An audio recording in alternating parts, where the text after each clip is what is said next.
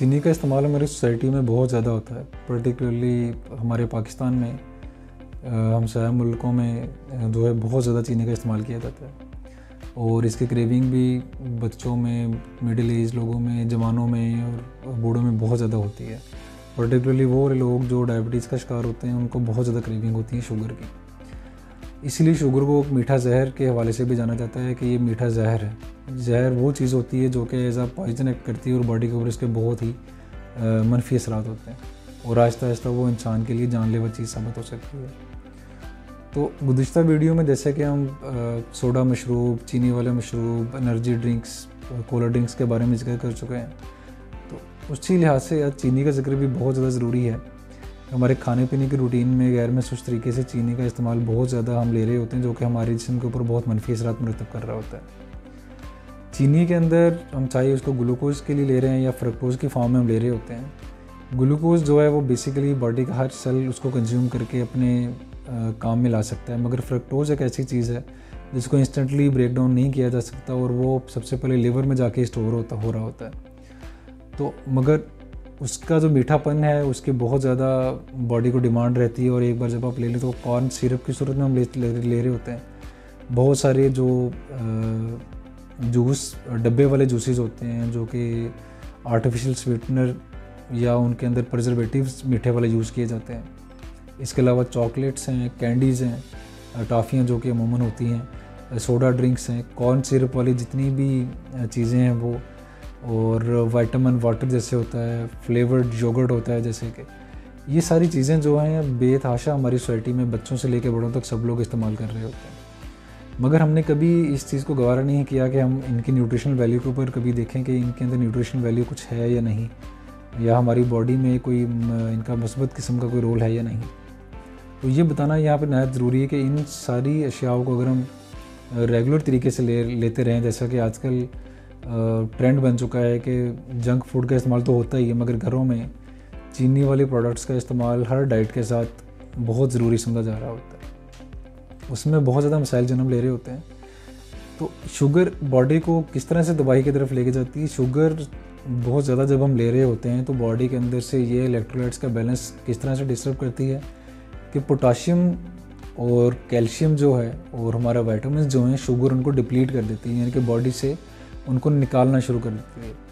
तो जब potassium body से निकलना शुरू हो जाएगा, कैल्शियम बॉडी से वॉश होना शुरू हो जाएगा, विटामिन्स निकलना शुरू हो जाएंगे, तो क्या हो जाएगा? इनका फंक्शन अगर आप रिवर्स करें, कैल्शियम और पोटाशियम जब रिवर्स होंगे तो बॉडी बहुत बुरी तरह बिहेव करेगी। पोटाशियम जब बॉडी से जाएगा तो उसके रिस्पॉन्स में सोडियम बढ़ जाएगा, क्योंकि हैंड इन हैंड ये एक दूसरे के अलॉन्ग साइड काम कर रहे होते हैं। सोडियम जब बढ़ेगा तो ये बॉडी में वाटर को रिटेन करेगा ज़्यादा, उसके साथ हाइपरटेंशन होने का रिस्क, सोडियम ज़्यादा होने के साथ बॉडी के अंदर स्टोन बनने का रिस्क और बहुत सारी बातें ये मीठा जो फिर इस तरह लेके आ रहा होता है। कैल्शियम जब बॉडी से निकलना शुरू हो जाएगा तो वो हमारी हड्डियों के अंदर से कैल्शियम निकलेगा, मसल्स के अंदर से वेस्ट हो जाएगा। तो कोगुलेशन फैक्टर जो है बॉडी के अंदर जो खून जमाने वाले बन रहे होते हैं उनमें कैल्शियम का बहुत ज़्यादा रोल है। अगर से कि कैल्शियम के जितने भी फैक्टर्स हैं वो नुमाया तौर पे डिस्टर्ब होना शुरू हो जाएंगे तो लोग अक्सर उसमें मसल के पेन, हड्डियों के दर्द की शिकायत के साथ आ रहे होते हैं, या क्रैम्प्स के साथ जो यंग लोग हैं वो भी आ रहे होते हैं। वो इसकी वजह पीछे यही होती है कि हम गैर महसूस तरीके से कोल्ड ड्रिंक्स के फॉर्म में, जूसेस के फॉर्म में, कैंडीज़, चॉकलेट्स की फॉर्म में जिनकी क्रेविंग हो रही होती है वो बहुत ज़्यादा कंज्यूम कर रहे होते हैं, इसलिए बॉडी से कैल्शियम ज़ाया हो रहा होता है। विटामिन्स का रोल बॉडी में बहुत ज़्यादा अहम है। वो इसलिए कि विटामिन्स हमारे मिनरल्स के अलावा ये बॉडी के अंदर जितने भी फैक्टर्स हमारी एनर्जी को मेंटेन करने के लिए और मेटाबॉलिज्म को मेंटेन करने के लिए चाहिए, उनको पोटेंशिएट करते हैं, हमें हेल्प आउट करते हैं। जब विटामिन भी इस मीठे के ज़्यादा इस्तेमाल की वजह से वॉश आउट हो जाएंगे तो उसमें भी फिर हमें लिथार्जी, वीकनेस का एलिमेंट बहुत ज़्यादा बढ़ जाएगा। अब ये सारा मसला हो रहा है तो उसके अलावा फ्रक्टोज का जो एक हम जिक्र कर चुके हैं, जैसे कि पहले भी, ये लिवर के अंदर जब ज़्यादा स्टोर होगा तो ये सबसे पहले फ़ैट की फॉर्म में स्टोर होगा, और जब शुगर की कमी होगी या ग्लूकोज की कमी होगी तो इसको फिर बाद में ब्रेक डाउन करेगा। मगर आजकल के दौर में जब हम बेतहाशा इसको इस्तेमाल कर रहे हैं तो ये फैटी लिवर का वजह एक बन जाता है। फैटी लिवर की वजह बनने के साथ साथ ये पैंक्रियाज यानी कि हमारा जो लबलबा है जो कि इंसुलिन और शुगर का मैकेनिज्म को बॉडी में कंट्रोल करता है, वो उसको बुरी तरह से मुतासर करेगा। पैंक्रियाज यानी कि लबलबे के मुतासर होने की वजह से इंसुलिन रेजिस्टेंस आना शुरू हो जाएगी, बॉडी के ऊपर